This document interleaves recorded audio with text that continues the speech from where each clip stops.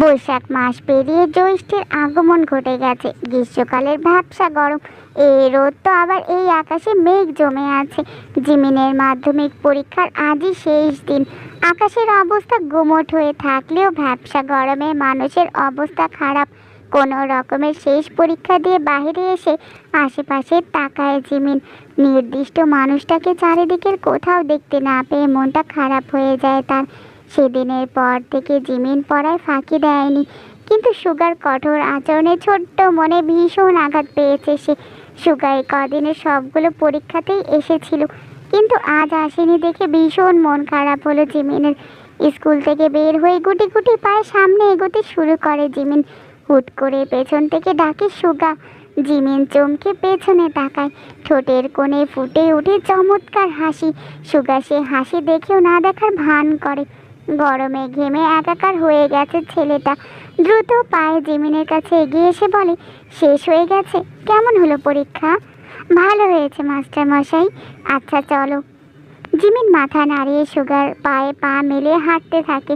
জিমিনের মন খচখচ করে কথা বলার জন্য, কিন্তু সুগার সাথে কথা বললে আবার সুগার রেগে যায় যদি, এই ভয়ে চুপ থাকে জিমিন।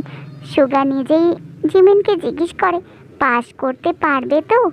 জিমিন গাল ফুলিয়ে বলে, পারবো মাস্টার মশাই। এরপর অনেকটা সময় দুজনের মাঝে নীরবতা।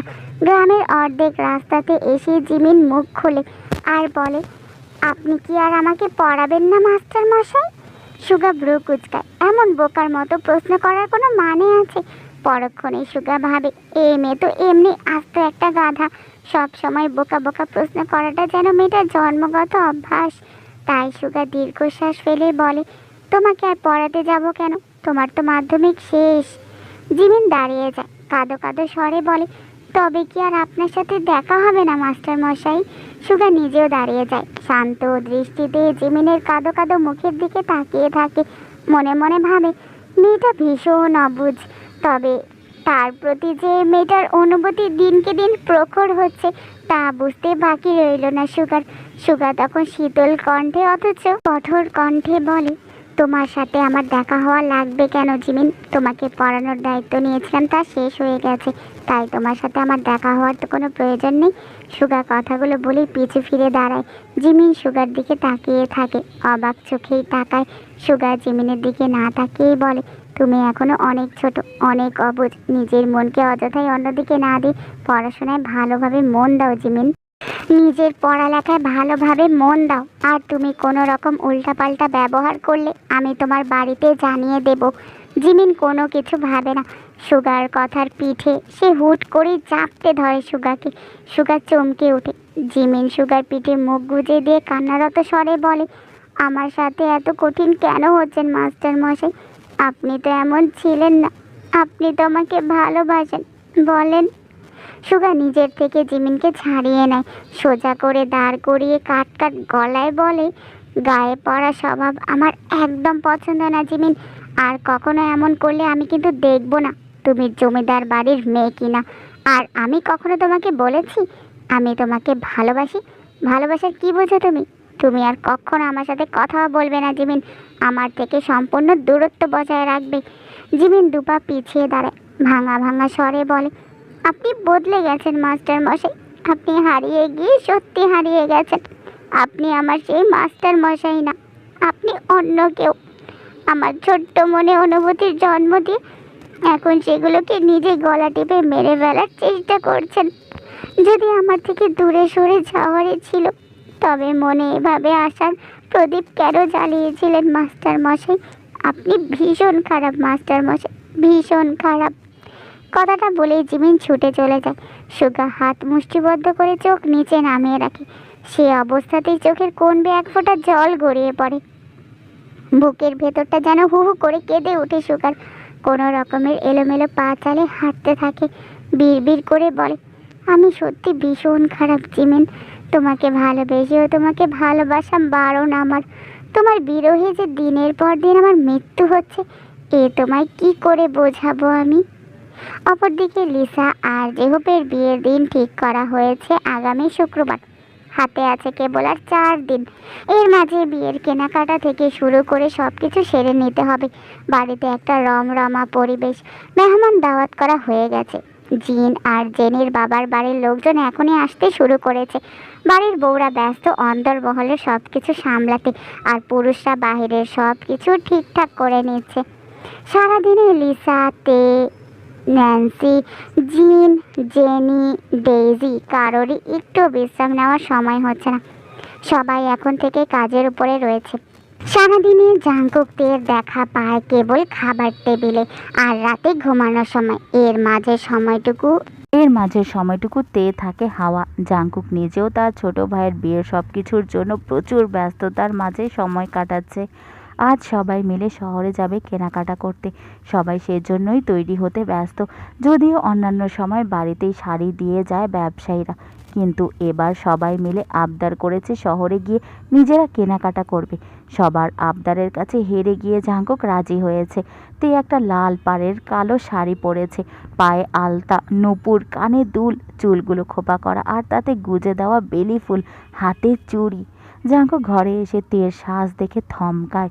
মুখে কৃত্রিম কিছু বলতে কেবলই তের ঠোঁটে লাল রং আর চোখে কাজল।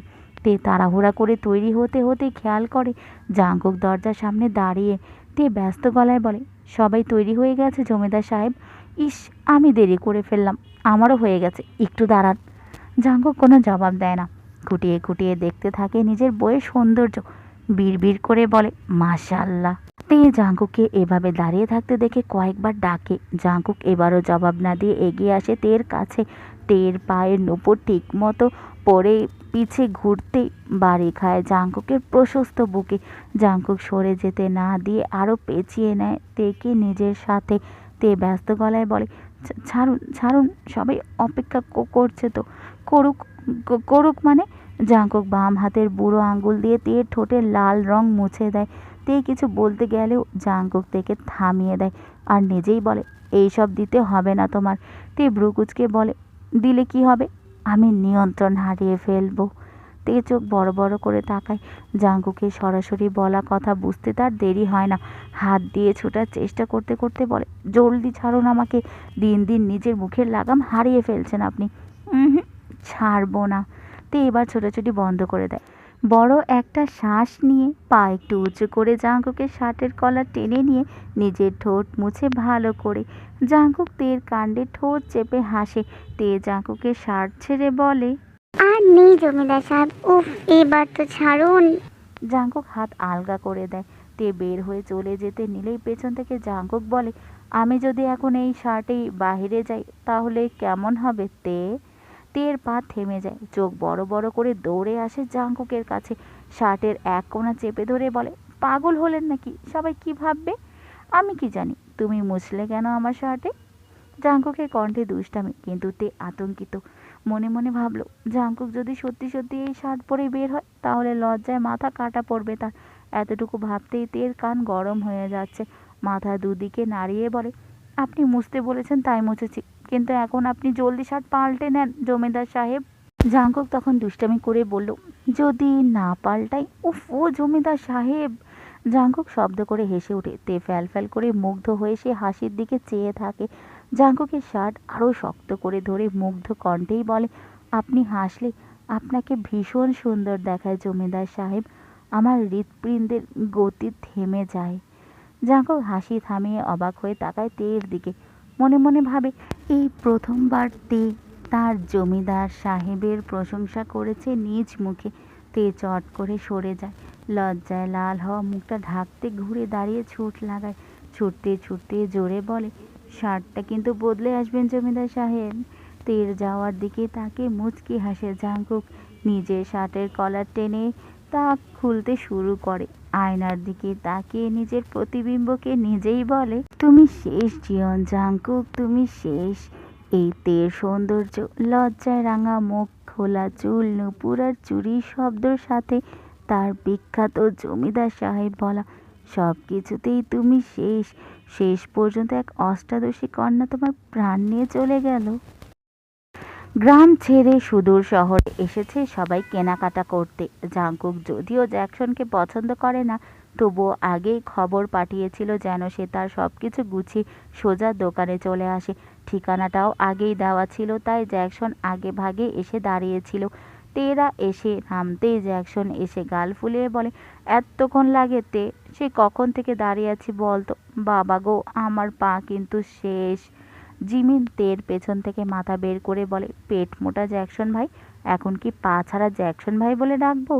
জ্যাকসন ফুঁসে উঠে আর বলে, এই মেয়ে, তুমি আমার সামনে আসো খালি। জিমিন ভেংচি কেটে দৌড় দেয়। তে হেসে বলে, তোমরা দুজন এমন সাপ আর নেউলের মতো করো কেন? চলো তো ওদিকে। জ্যাকসন মনে মনে জিমিনকে বকতে শুরু করে। তে আর জ্যাকসনকে আগে আগে যেতে দেখে জাঙ্কুক ভ্রু কুঁচকায়। মনে মনে ভাবে, আমাকে না নিয়ে তে এই ছেলের সাথে আগে আগে কেন যাবে? বিষয়টা এমন যে জাঙ্কুকের বউ শুধু জাঙ্কুকের আশেপাশেই থাকা লাগবে, অন্য কারোর ধারের কাছেও ঘেঁষা যাবে না। যাবে না মানে একদমই যাবে না। জাঙ্কুক ফোঁস করে শ্বাস নিয়ে হাঁটা লাগায়। সবাই নিজেদের পছন্দ মতো শাড়ি গহনা নিয়েছে। তের উপর দায়িত্ব পড়েছে লিসার বিয়ের শাড়ির আর গহনার। তে নিজেরটা না দেখে আগে লিসার জন্য সব নিল, যদিও লিসার পছন্দ মতোই সব নিয়েছে। জাঙ্কুক, জেহোপ, জ্যাকসন আর সুগা মিলে জেহোপের জন্য পাঞ্জাবি, পাজামা, জুতো নিয়ে নিজেদের জন্যও নিয়েছে। জাঙ্কুক নিজেই সুগাকে এসবের মাঝে এনেছে এবং বিয়েতেও থাকতে বলেছে। সুগা প্রথমে অনেক বাহানা করলেও জাঙ্কুকের কাছে পেরে ওঠেনি। ছেলেদের সব কেনা শেষ হলেও মেয়েদের এখনও অনেক বাকি। জিমিন একবার এটা নিচ্ছে তো আরেকবার অন্যটা, কোনোটাই পছন্দ করতে না পেরে কাঁদো কাঁদো মুখ করে বসে আছে। জ্যাকসন এগিয়ে এসে গলা পরিষ্কার করে বলে, কি ব্যাপার বোকা বাচ্চা, কোনোটা পছন্দ হচ্ছে না নাকি? জিমিন ফোঁস করে উঠে বলে, বোকা বাচ্চা কাকে বললেন? তুমি ছাড়া আর কার সাথে কথা বলছি আমি? তার মানে কি আমাকে বলছেন? এখনো বোঝনি? জিমিন ছ্যাঁত করে উঠলেও কিছু না বলে চুপ করে শাড়ির দিকে তাকিয়ে থাকে। জ্যাকসন জিমিনের হঠাৎ চুপ থাকার বিষয়টা হজম করতে পারে না, তাই আবারও বলে, কি হয়েছে? আমার মন ভালো নেই, তাই আপনার সাথে ঝগড়া করব না আমি। মনের কি হয়েছে? আপনাকে বলবো কেন? বলবে না কেন? আপনি দূরে যান তো আমার থেকে। জিমিন ছুটে তের কাছে যায়। তের আঁচল ধরতেই তে জিজ্ঞেস করে, কি হয়েছে জিমিন? ভাবি যান, আমাকে শাড়ি পছন্দ করে দেন, আমি কোনোটাই পছন্দ করতে পারছি না। তে মাথা নাড়িয়ে জিমিনকে শাড়ি পছন্দ করে দেয়। জিমিন খুশিতে গদগদ হয়ে বলে, আমার বিয়েতেও আপনাকে শাড়ি পছন্দ করতে দেব, তখন আপনি অনেক সুন্দর একটা শাড়ি পছন্দ করে দিবেন, কেমন? তে আর লিসা হেসে ওঠে। লিসা জিমিনের মাথায় গাঁটটা মেরে বলে, বয়স হয়নি তোর বিয়ের, আরও 5-7 বছরের আগে তোর বিয়ে টিয়ে দেব না আমরা। জিমিন ভেংচি কাটে। সবার কেনাকাটার মাঝে জাঙ্কুক একটা প্যাকেট হাতে এগিয়ে আসে। সবার সামনে তের দিকে এগিয়ে দিয়ে গম্ভীর স্বরে বলে, এটা দেখো। তে জিজ্ঞাসু দৃষ্টিতে তাকালে জাঙ্কুক চোখ দিয়ে ইশারা করে। তে প্যাকেট খুলতে বের হয়ে আসে। সুন্দর 3টা শাড়ি আর 3 রকমের গহনা। শাড়ি 3টা দেখে চোখ ধাঁধিয়ে যায় তের। লিসা আর জিমিন একসাথে বলে, কত সুন্দর শাড়ি। তে জাঙ্কুকের দিকে তাকাতেই জাঙ্কুক কোনো কথা না বলেই চলে যায়। সবার বোঝা হয়ে যায় এগুলো তের জন্যই কেনা। লিসা, ন্যান্সি, জিসো তেকে খোঁচাতে থাকে। তে লজ্জা পায়। সবার কেনাকাটা শেষে নিজেদের গাড়ির কাছে এগিয়ে আসে। সবাই আগে চলে গেলে জাঙ্কুক হাত টেনে ধরে তের। হাত ধরে এগোতে এগোতেই বলে, শাড়ি পছন্দ হয়েছে? তে ঠোঁট চেপে বলে, জমিদার সাহেব পছন্দ করে দিয়েছে, তাহলে আমার পছন্দ না হয় কেমন করে? জাঙ্কুক আর কিছুই বলে না। একসাথে এসে গাড়িতে ওঠে।